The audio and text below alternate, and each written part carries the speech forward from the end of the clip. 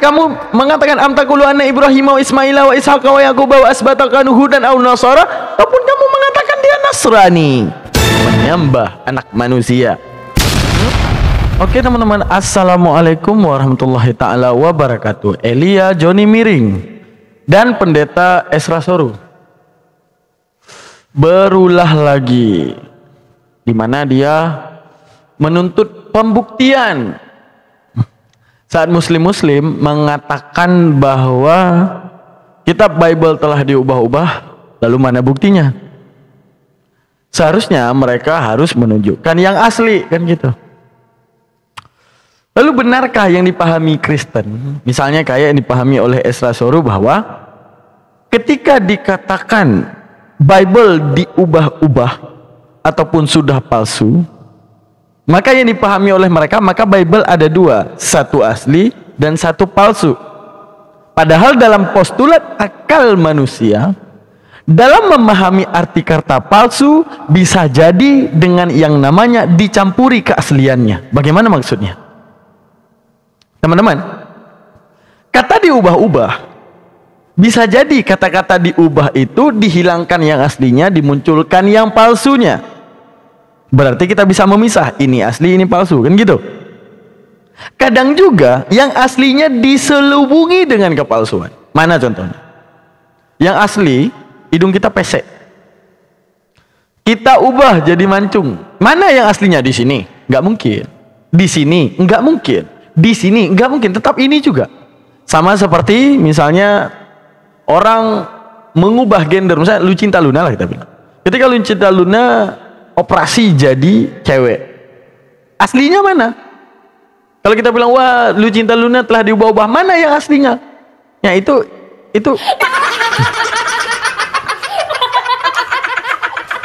itu namanya kedangkalan pola pikir. Ya itu dungu kalau kata daripada siapa? Rocky Gerung. Itu kedunguan yang sungguh dungu. Ketika hanya meneliti kata palsu itu ketika ada dua benda, padahal bisa yang namanya palsu ketika yang asli dicampuri dengan kepalsuan. Namun akankah narasi Bang Daman ini hanya wujud omong doang saja, tidak bisa dibuktikan? Bisa. Tapi sebelum itu jangan lupa subscribe, like, dan komen, dan kita akan saksikan videonya. Bagaimana kemudian fitnahan ini bisa terjadi terhadap Islam, sehingga mereka mengatakan, wahai Islam, kalian bilang kitab kami palsu, mana loh yang aslinya? Di kitab kalian tertulis Injil dan Taurat, kalian bilang kami palsu. Ya udah, berarti di kalian yang aslinya kan? Itu dungu, coy, itu dungu.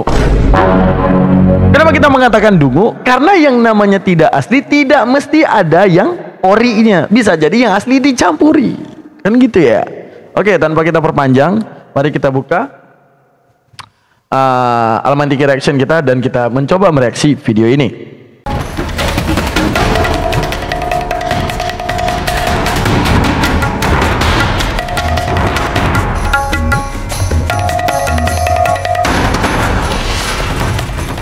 Masukan.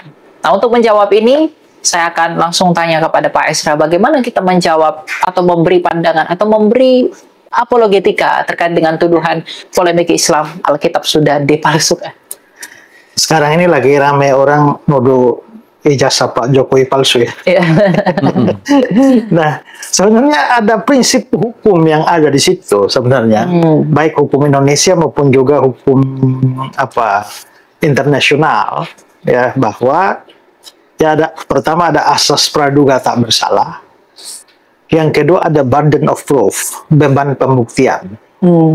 Jadi kalau kamu menuduh yang ini palsu, bukan yang dituduh yang harus membuktikan bahwa yang dia punya asli. Oh, berarti kita di sini dituntut untuk membuktikan bahwa yang mereka punya itu palsu. Beban pembuktian terhadap Islam. Wah, ini namanya narasi bunuh diri. Are you ready? Bentar lagi akan kita tampilkan, Allahu Akbar. Kita akan tampilkan kepada mereka palsunya di mana sih, kan gitu ya. Beban pembuktian di kami dong. Oke, lanjut, kita buktikan. Tapi yang si penuduh yang harus membuktikan bahwa itu palsu, gitu ya. Itu prinsip umum. Sehingga kalau itu kita terapkan di dalam apa problem yang diangkat sekarang.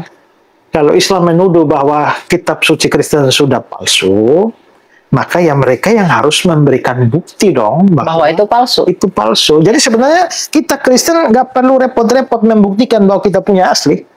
Biarkan aja mereka buktikan. Ya. Dan kalau kita mau kasih tahu bukti keaslian Alkitab kita, itu hanya kemurahan hati saja, bonus saja. Tapi kalau kita tidak kasih tahu juga, ya bebannya ada pada kalian. Kalau kalian tidak bisa buktikan, artinya tuduhannya menjadi gugur. Ya. Nah, makanya sebenarnya kita ini punya banyak pertanyaan yang bisa diajukan pada mereka. Dan saya ada mendaftar kira-kira 26 pertanyaan. Seandainya kalian menuduh itu palsu dan beban pembuktian pada kalian. Pertama, kita soal waktu dan tempat. Ya. Kapan pemalsuan terjadi? Kasih tahu tahun berapa? Ya. Ya. Kedua, apakah ada catatan sejarah yang mencatat tentang pemalsuan itu? Ada tidak? Yang ketiga, di wilayah mana pemalsuan itu terjadi? Roma kah, Alexandria kah, ya, atau di Yerusalem? 5 pusat gereja zaman dulu ya Pak? Ya. Ya. Lalu, apakah pemalsuan itu bertahap atau sekaligus? Kalau memang bertahap, coba jelaskan tahapan-tahapannya. Ya. Itu soal waktu. Sekarang soal pelaku pemalsuannya sendiri. Yang melakukan pemalsuan itu siapa? Ya, buktikan itu. Apakah pelakunya individu atau kelompok? Kalau kelompok apa? kelompok apa? Ya. Ya. Atau atas otoritas gereja atau otoritas gereja mana? Ya. Ya. Apakah pelaku-pelaku itu ada yang memberikan kesaksian bahwa kami telah melakukan pemalsuan? Ya. Ada dokumen atau tidak? Berikut, apa sih motivasinya bikin pemalsuan? Ya. Dan berikutnya adalah bagaimana melakukan pemalsuan serentak di berbagai macam wilayah yang waktu itu terpisah cukup jauh. Cukup jauh. Bagaimana pemalsuan itu bisa dilakukan serentak? Ya. Proses dan metode, bagian mana yang dipalsukan? Apakah semua? Ya. Atau sebagian? Kalau sebagian, mana aja? Berikut, apakah pemalsuan itu menyentuh inti ajaran Kristen? Ataukah hanya redaksi-redaksi kata saja? Ya. Berikut, apa bukti bahwa bagian itu berbeda dari naskah sebelumnya? Kasih datanya dulu dong. Ya. Ya. Lalu, bagaimana caranya melakukan pemalsuan terhadap ribuan salinan atau manuskrip? Kodeks yang dikumpulnya. Kita punya sekitar 24.000 manuskrip khusus perjanjian baru saja. Wah. Dan ada sekitar 5.000-an, 5.600 kelihatannya yang berbahasa Yunani. Dan itu number one in the world. Kalau mau kita bandingkan naskah kuno. Kita sekarang tidak ada satu kitab suci manapun, buku manapun, baik di dalam buku keagamaan maupun juga sekuler, yang ada aslinya, nggak ada. Semuanya hanya manuskrip. Autograf sudah nggak ada. Jadi kita hanya mengadu manuskrip. Dua hal yang diadu dari manuskrip itu adalah berapa jumlah manuskrip dan berapa jarak antara manuskrip tertua yang ada dengan aslinya. Penyalinan lah gitu. Ya, jadi manuskrip ini, jumlah manuskrip akan menentukan. Kedua, semakin dekat jarak antara naskah tertua dengan asli, itu makin bagus. Makin bagus. Nah, kalau diadu semacam ini antara, tidak usah yang agama lah, semua dokumen yang ada, tidak ada yang menandingi perjanjian baru. Nomor 2, itu Iliad karangan Homer yang hanya punya 600-an saja manuskrip. Wah. Number 1. Oke, sebelum kita bongkar kedunguannya teman-teman ya, kita akan bongkar ini kedunguan cara berpikirnya. Sebelum itu kita lihat tanggapan daripada Kristen-Kristen lain ketika mendengar narasi pendeta Ezra Soru beserta dengan Elia Miring. Kira-kira mereka bakal berpendapat apa? Baiklah, kita tunjukkan dulu ya. Kira-kira gimana pendapat mereka teman-teman? Kita lihat. Saya yakin banyak orang Islam bertobat dan sadar mengikuti Yesus. Wih, gila. Kaidah berpikir logis, siapa yang membuat klaim atau menuduh maka dia harus membuktikan. Siap, laksanakan bosku. Shalom, Tuhan Yesus Kristus menyertai dan memberkati kita semua. Siap. God bless saudara Elia dan Bapak Yesus. God bless dong. Intinya kitab suci Alkitab adalah kitab yang asli dan absolut. Oke. Apa ini? Assalamualaikum Kak Elia, semoga apa nih Bang? Maksudnya gimana nih? Oke. Channel ini bagus, bisa menjawab tuduhan-tuduhan sesat pihak sebelah. Mantap. RT sebelah biasanya omong doang, tidak ada pembuktian. Serius nih? Yakin? Ini udah siap pegangan. Oke, teman-teman, kita perhatikan pemberitahuan Al-Quran. Emang Al-Quran ngomong apa sih masalah pemalsuan? Mereka ini kadang ya salah dalam hal mengartikan pemalsuan tuh. Setel musik dulu dikit biar asik pembahasannya. Ting. Oke. Kadang mereka ini apa namanya itu ya? Membaca Al-Quran terjemahan, tapi tidak tahu siratan makna Al-Quran lagi ngomong apa. Pertama, Al-Quran mengatakan, Am taqulu anna Ibrahima wa Ismaila wa Ishaqa wa Yaquba wa asbata hudan aw nasara qul afata'lamuna amillah, kata Allah.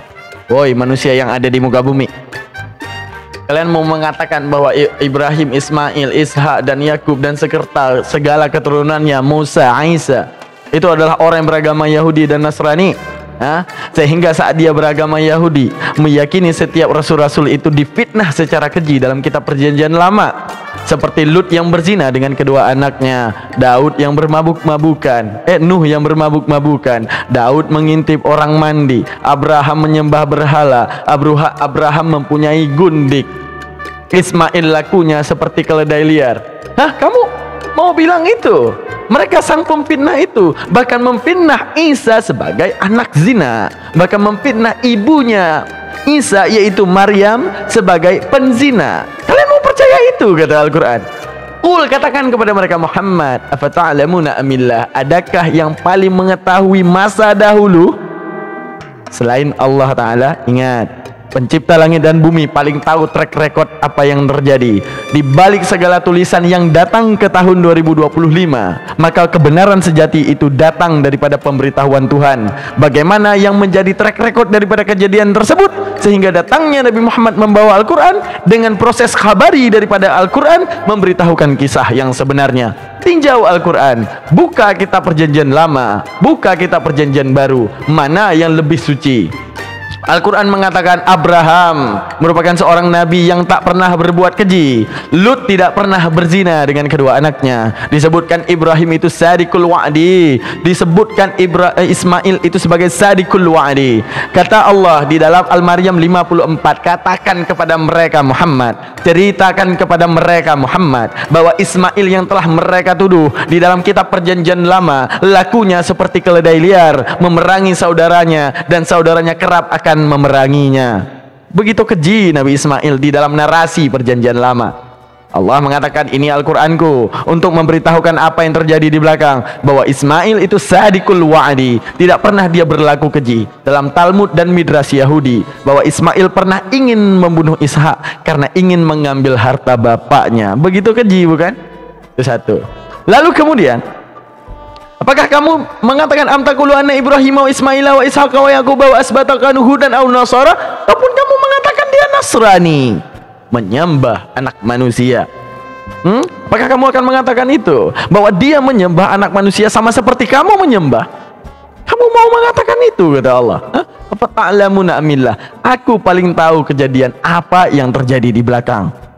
Bukankah telah kutitipkan kepada kalian, jangankan Isa bisa dituhankan karena kalian membaca satu literasi manusia jadi Tuhan, kalian juga bisa jadi Tuhan kalau dinobatkan sama seperti Isa.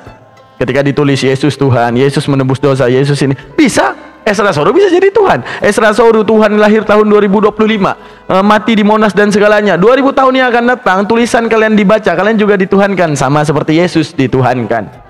Lalu bagaimana? Tuhan punya legenda, itu segala sesuatu yang gak masuk akal. Oke, tadi beban pembuktian daripada kita ya. Oke, pertama, apa sih Al-Quran omongkan tentang perubahan ini? Kita simak baik-baik. Oke, data di sebelah adalah data kitab fikih. Fikih nih, fikih membahas masalah wudhu nih, bayangi. Oke, bukan Al-Quran ya. Berarti ini narasi bahasa Arab ya. Oke, disimak. Ini mutaghayyar, artinya berubah ataupun dicampuri. Ada khalata, dicampuri juga. Berarti ada dua kata dengan makna sama, khalata dan mutaghayyar. Ada khalata, ada mutaghayyar. Ada artinya mencampuri ataupun berubah-ubah. Mutaghayyir juga berubah-ubah. Lalu bedanya di mana, Bang Daman? Simak baik-baik, teman-teman. Mutaghayyir berubah yang tak bisa dipisahkan lagi. Seperti bercampur antara air dan kopi. Bisa nggak kita pisah mana kopi mana air? Nggak bisa lagi. Tapi kalau bercampur yang bisa dipisahkan dinamakan dengan khalata. Mana? Misalnya bercampur di antara meja saya nih misalnya nih ya. Coba saya kasih nampak nih. Ini kan bercampur semua nih, barang-barangnya semua nih. Ini bisa dipisahin. Mana rokok, mana jam, mana HP, mana buku, bisa dipisahin. Itu khalata namanya. Al-Quran menarasikan Injil dan Taurat itu mughayyar. Sekali lagi, Al-Quran menarasikan Injil dan Taurat mughayyar. Apa mughayyar?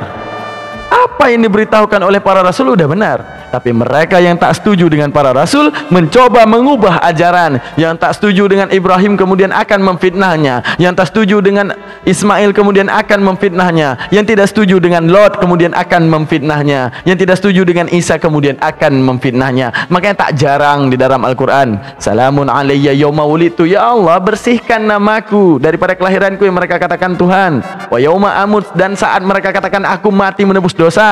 Wa yawma ub'atsu hayya, dan saat kemudian aku dibangkitkan, dan mereka mengemis bantuan daripadaku dengan mengatakan aku Tuhan. Tapi tenang ya Allah, di dalam kitab mereka aku katakan yang berseru kepadaku Tuhan, enyahlah engkau. Dalam Alkitab Yesus berbicara, waspadalah terhadap penyesat yang nanti akan membawa namaku. Artinya Yesus mengatakan kewaspadaan akan adanya orang yang bawa namanya seakan-akan itu dia. Saya dipahami? Oke. Mughayyar, beban pembuktian terhadap kami kalau ikhtilat, kata Al-Quran. Kalau Al-Quran mengatakan dengan kata khalaqa, bercampur kalian itu dengan kata-kata khalaqa, diubah-ubah palsu dan asli, maka wajib ada dua. Karena istilah khalaqa yaitu bercampur yang bisa dipisahkan.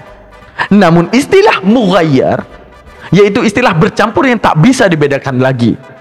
Jadi kalau narasi Al-Quran berbicara di balik khalaqa, ya, maka benar. Mana Taurat asli, mana Taurat palsu, mana Injil asli, mana Injil palsu. Tapi Al-Quran menarasikan dengan kata-kata mughayyar. Di sana sudah mughayyar. Tidak bisa engkau akan menolak sepenuhnya, tidak bisa engkau mempercayai sepenuhnya. Maka datanglah kitab perjanjian paling baru, yaitu Al-Quran, agar kemudian kalian tahu dan bisa memilah dan memilih mana yang sebenarnya daripada hal tersebut.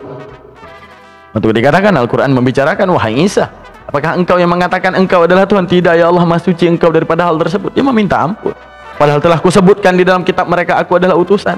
Hidup yang kekal itu mengenal engkau satu-satunya Bapa, dan aku Yesus Kristus yang kau utus. Mereka mencoba ubah, padahal telah kuperingati akan adanya penyesat, di mana penyesat itu akan rentan membawa kebohongan. Padahal jelas-jelas di dalam kitab mereka. Apa yang dikatakan di dalam kitab mereka? Oke, simak baik-baik teman-teman.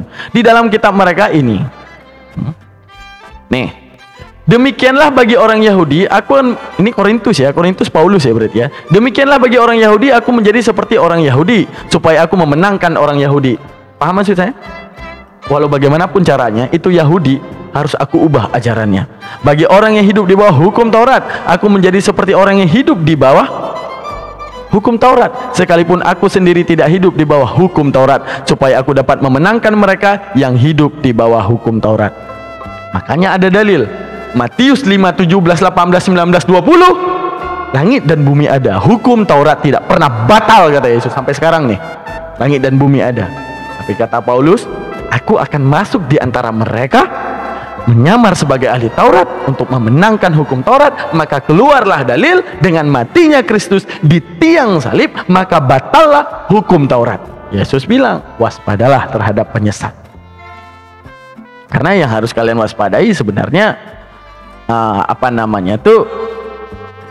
Paulus adalah orang yang dulunya membenci jemaat, membenci murid Yesus. Kemudian dia mengatakan dia bertaubat, ya kan? Nah, setelah kemudian dia mengatakan bertaubat, setelah itu kemudian ajaran menjadi aneh dan berubah total. Dari yang tadinya menyembah Elohim, dari yang tadinya tidak ada gereja, berubah total. Taurat dibatalkan, sunat dibatalkan, padahal perjanjian antara Abraham dan keturunannya yaitu sunat di dalam Bible. Tapi ketika Paulus ada, dibatalkan sunat tersebut. Yesaya 66:17, Elohim akan melenyapkan siapapun yang memakan babi dan binatang jijik serta tikus. Lalu perjanjian baru menghalalkan lagi makan babi. Menunjukkan apa? Benar kata Al-Quran, wa minan nasi may yaqulu amanna billahi wa bil yaumil akhir wa ma hum bimu'minin. Mereka mengatakan aku beriman kepada Allah, wa ma hum bimu'minin. Sadar Muhammad, ini pernah terjadi dahulu, di mana mereka mengatakan beriman, tapi nyatanya mereka tidak beriman. Mereka masuk di antara kalian, tujuannya untuk menghapuskan, tujuannya untuk merubah, tujuannya untuk menghancurkan ajaran tersebut dengan pengakuan iman, dengan pengakuan seakan-akan mereka beriman, padahal mereka sebenarnya tidak beriman. Oke, beban pembuktian terhadap Bang Daman ya tadi ya, karena selaku Islam kan beban pembuktian. Berarti udah tahu ya? Udah tahu ya? Kesimpulannya, Injil dan Taurat diubah yaitu dengan bahan dasar asli, kemudian ditambah dan dikurang mengikuti hawa nafsu mereka. Bagaimana maksudnya? Oke. Di dalam perjanjian lama disebutkan, ingat ya, jangan menambah dan mengurang isi Alkitab ini.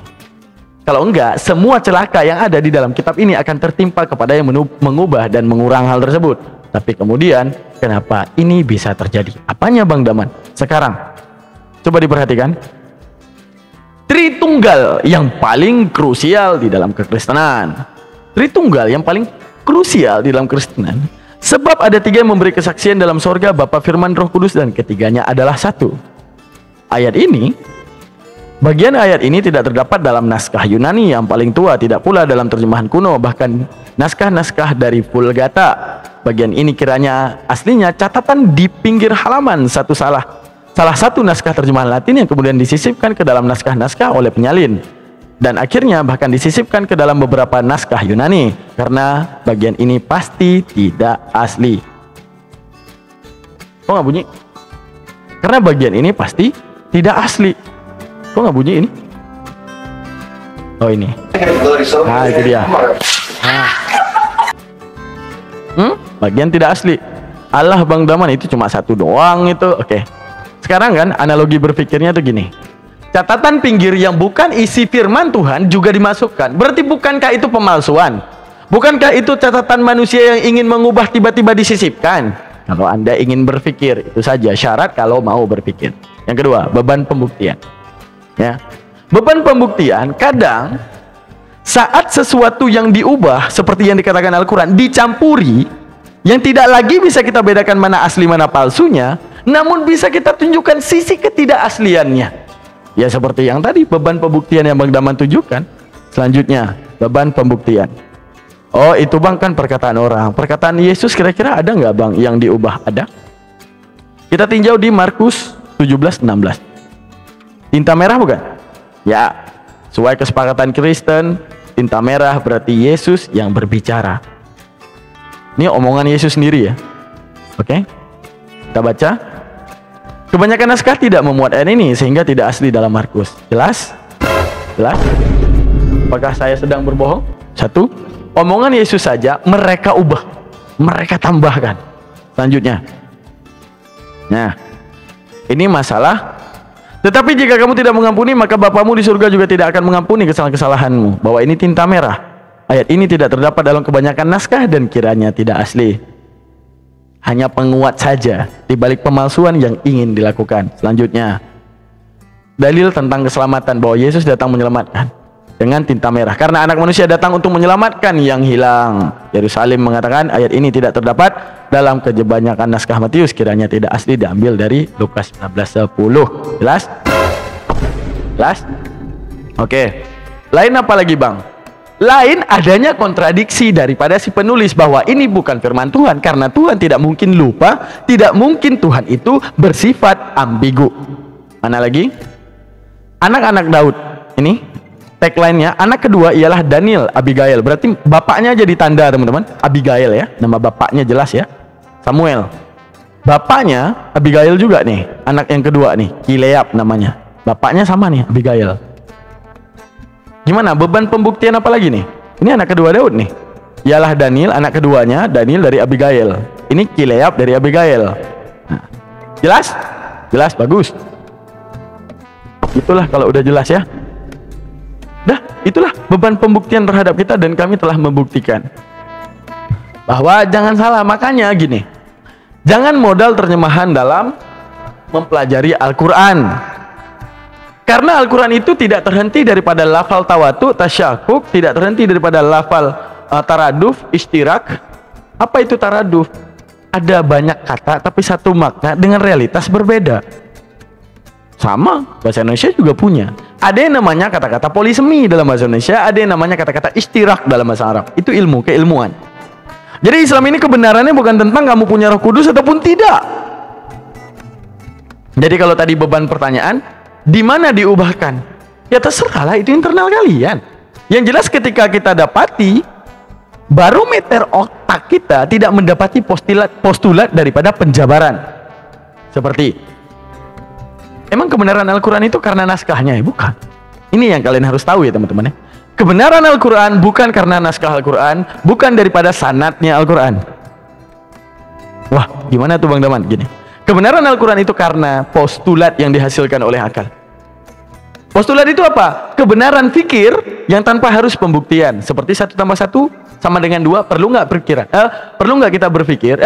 Perlu nggak kita beban pembuktian untuk ngasih tahu bahwa 1 tambah 1 sama dengan 2 adalah pendapat siapa? Nggak perlu. Tapi itu postulat akal. Quran menyematkan, Tuhan itu tidak serupa dengan makhluk, karena nyatanya akal manusia dapat membedakan. Bagaimana maksudnya? Ketika kita dikasih kata-kata tembok, pasti beda dengan manusia, manusia beda dengan asbak, asbak beda dengan kipas angin beda dengan lembu, lembu beda dengan buaya, buaya beda dengan pohon. Ketika dikasih kata Tuhan, seharusnya apa akal kita? Beda. Seharusnya akal kita mengatakan beda. Seharusnya. Tapi ketika kita menyamakan Tuhan, manusia, manusia, Tuhan, maka timbullah postulat akal. Manusia sinonim kata Tuhan, Tuhan sinonim kata manusia. Maka merujuklah kepada, jika Yesus bisa disembahkan, maka saya juga bisa disembahkan. Alasan apa yang paling kuat untuk kalian menyembah Yesus? Membaca satu literasi yang datang dari bahasa lampau, yang dikatakan dikonfirmasi, ditulis oleh banyak orang, naskahnya ada, dituhankan. Setelah kalian membaca, sama. Kalau ini juga berlaku pada saya, gimana 2000 tahun yang akan datang? Hah? Saya ditulis Tuhan, saya luar biasa, mati menebus dosa di tiang Monas misalnya, dengan naskah yang sangat lengkap, tanpa putus sanad, diyakini oleh banyak orang, akhirnya dibukukan, dibaca oleh orang 2000 tahun yang akan datang. Saya jadi Tuhan. Maka kalau kamu menempatkan manusia sinonim kata Tuhan, maka setiap Tuhan adalah manusia, maka setiap manusia adalah Tuhan. Terbukti, jika Yesus bisa disembahkan karena bacaan, Daman juga bisa disembahkan karena bacaan. Jelas? Inilah penjelasan daripada Al-Quran. Jangan salah-salah. Al-Quran itu tidak mengatakan bahwa yang ada di tangan kalian palsu, ini yang orinya. Bukan. Bahwa yang ada di tangan kalian udah dicampuri, yang tak bisa dibedakan lagi mana asli mana palsu. Jelas ya? Jelas sudah? Itulah pengertian yang coba diberitahukan oleh Al-Quran. Nah, makanya Al-Quran itu kalau dibilang copy paste daripada kitab terdahulu. Copy paste dari mana? Orang ceritanya berbeda. Apa yang kalian tulis? Lot berzina dengan kedua anaknya. Emang ada ditulis Al-Quran tentang Lut berzina dengan anaknya? Tidak ada. Tuhan Al-Quran mengklarifikasi. Woi, kau jangan fitnah-fitnah Nabi aku ya. Dia datang memerangi pemahaman homoseksual. Dia datang untuk kemudian memerangi pikiran manusia yang salah terhadap Tuhan. Ini cerita yang sebenarnya. Jadi itulah tugas dan kebenaran daripada Al-Quran. Kenapa Al-Quran datang di akhir? Al-Quran mempertontonkan penyelewengan manusia terhadap segala pemberitahuan Tuhan tanpa campur tangan Tuhan untuk menjaga itu kitab. Mereka rentan menambah dan mengurang. Lalu Al-Quran, ketika Allah ikut campur untuk menjaga Al-Quran, yaitu dengan menitip hamba-hambanya yang kemudian memegang teguh Al-Quran, hingga terdirilah dua pilar. Ada pilar tahfidz, ada pilar mufassir. Pilar tahfidz penjaga daripada setiap hafalan-hafalan Al-Quran, teks-teks Al-Quran yang tidak mampu untuk kemudian diubah. Yang kedua ada pilar mufassir yang tahu siratan daripada makna Al-Quran. Selanjutnya kebetulan Al-Quran punya fakta pendukung, yaitu ilmu sanad. mulai dari era Rasulullah, pengumpulan daripada setiap Al-Quran, yaitu daripada kalam hufadha, para penghafal, yang kemudian hafalannya itu diuji, tidak langsung dicatatkan. Akan ditanyakan berapa banyak yang berhafal sama sepertimu. Jikalau hanya dia yang menghafal tanpa ada orang lain yang menghafal sama seperti dia, maka ayat itu akan ditolakkan. Akan ditanyakan kredibilitas hafalannya, dari siapa gurunya, dari mana dia dapat ininya, kemudian baru dibukukan. Makanya ada banyak pembakaran Al-Quran dulunya. Karena apa? Tersisipkan percampuran antara Al-Quran dan hadis, Al-Quran dengan asbabun nuzul, Al-Quran dengan penulisan, dengan penjelasan Al-Quran, dan Al-Quran dengan pemalsuan Al-Quran. Ada orang yang mengaku dirinya penghafal, yang kemudian menyetor ayat-ayat palsu, dan itu diidentifikasi oleh para sahabat, dan kemudian tahu bahwa Al-Quran ini dicoba untuk dipalsukan. Hingga kemudian apa? Sampai sekarang tuh Al-Quran tetap terjaga siratan maknanya. Udah beban pembuktiannya? Udah ya? Udah ya? Jadi jangan lagi minta mana yang asli, mana yang palsu, jangan. Karena Al-Quran nggak ngomong itu, nggak ngomong ada dua nih, Injil dan Taurat, kagak ada. Ngomongnya Al-Quran, ya. Kalian mencoba menjabarkan Isa dengan kalian menyembahnya dan kalian bilang itu asli, ya. Ingat, tangan-tangan jahil manusia dulu telah menambah dan mengurang ayat tersebut demi kemauan nafsu daripada mereka dengan mengubah segala firman Tuhan. Apa yang tidak mereka setujui, mereka ubah dengan apa yang mereka mau. Makanya Allah mantapkan dengan penurunan Al-Quran. Tujuannya satu, agar kemudian kalian tahu bahwa sebenarnya kalau Allah sudah menjaga ajarannya, maka tidak mampu lagi tangan jahil kalian untuk menghancurkan hal tersebut. Seperti itu teman-teman ya. Itulah pembuktian kebenaran daripada Al-Quran. Ya, Ahmad Manhuri, saya dari Al-Mantiki Reaction. Jangan lupa subscribe, like, dan komen. Jangan lupa bagikan video ini karena bagi saya ini terlalu sangat bermanfaat untuk diketahui ya teman-teman ya. Apa? Kebenaran Al-Quran itu bukan karena naskahnya, bukan karena sanadnya, tapi karena postulatnya. Ketika dikatakan Allah tidak serupa dengan makhluk, karena terbukti Allah yang namanya Tuhan tidak bisa dikonfirmasi oleh akal manusia serupa dengan makhluk. Begitu pula dengan hal-hal yang lain, bahwa Tuhan itu dhahir, dia benar-benar kelihatan. Benar-benar kelihatan bagaimana? Kadang yang dinamakan ada itu tidak mesti harus dilihatkan sekarang. Bagaimana maksudnya? Misalnya, manis yang ada pada gula adalah sesuatu yang didapat daripada eksperiensi. Bagaimana eksperiensi? Kamu tahu asin, kamu tahu asam, kamu tahu pahit. Setelah eksperiensi semua itu, baru kemudian kamu tahu ini manis. Sama juga eksperiensi terhadap dunia. Dunia dilahirkan dan dimatikan, lahir dan mati, lahir dan mati, lahir dan mati. Lalu manusia akan berpikir ke arah siapa yang lahir tanpa mati, siapa yang lahir tanpa ada awal, siapa yang akan terus hidup tanpa ada mati. Itu terpahamlah kepada kausalitas, kausa prima, yaitu pencipta langit dan bumi. Baru kemudian Allah memperkenalkan dirinya setelah postulat akal manusia sempurna, yaitu innani anallah, aku adalah Allah, yang kalian postulatkan di dalam akal kalian. Saat kalian berpikir tidak mungkin ada awal, tidak mungkin ada awal kecuali ada sang awal, itulah aku. Itu yang Allah mantapkan. Lalu Bang Daman lalu kalau kita ditanya mana yang palsu, mana yang asli, kita jawabnya apa? Karena palsu itu juga bukan tentang menunjukkan mana yang asli, tapi dengan membuktikan bahwa itu palsu sudah cukup menjadi postulat. Ya kan? Misalnya contoh, Anda punya uang palsu. Misalnya nih, Anda punya uang palsu, uang 100.000 sekarang. Kebetulan 2000 tahun yang akan datang, manusia di Indonesia ini udah mengganti bentuk uangnya. Kebetulan yang asli daripada uang 100.000 itu udah nggak ada lagi misalnya. Apa tugas kita membuktikan uang itu palsu? Ya beban pembuktiannya yaitu eksperiensi kan? Bukan menunjukkan mana yang asli kan? Di mana makhluk terdahulu pernah memakai yang asli, lalu kita meninjau yang aslinya bagaimana, yang palsunya bagaimana, dan kemudian menjabarkan. Kitab kalian Codex Sinaiticus 300 tahun putus kepada era Yesus. Bukankah ini sedang mendongeng? Seperti saya menceritakan Pak Jamal 300 tahun yang lalu. Sama seperti hal demikian, kalian menceritakan Yesus yang berada 300 tahun yang lalu. Kemudian kalian percaya, padahal Yesus sudah mengatakan akan adanya penyesat yang akan membawa namanya, yang mengatakan ini semua darinya, padahal tidak. Rasulullah mengatakan, ini Rasulullah dalam hadis Muslim 50a, ma minan nabiyya ba'asahu qabli illa kana ummati wa ashabi wa hawariyun ya'khuduna bis sunnah wa yaqtaduna bi amri. Ingat saya seperti itu. fa innahu khulufun yakhlufu yaf'aluna ma la yaf'alun wa yaquluna ma la yaqulun. Apa dikatakan oleh Rasulullah? Nabi sebelumku sama kayak aku, punya sahabat, punya murid setia yang mereka akan mendengarkan firman, kemudian mereka akan mencatatkan firman, kemudian mereka akan mewariskan firman agar mereka bisa berlaku terhadap Tuhan sama. Fa innahu khulufun, setelah mereka tiada akan ada partai-partai yang tidak setuju, akan ada kelompok-kelompok yang tidak setuju. Itu kata Rasulullah.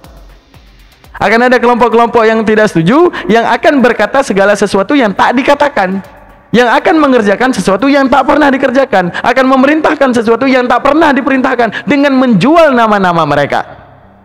Emang Islam ada kayak gitu, Bang? Ada. Buktinya adanya hadis maudhu. Apa itu hadis maudhu? Seakan-akan keluar dari lisan Rasulullah, padahal itu adalah hadis palsu. Rasulullah juga mewanti-wanti, jangankan era Musa, Isa, eraku juga nanti ada kayak gitu, wahai Rasulullah.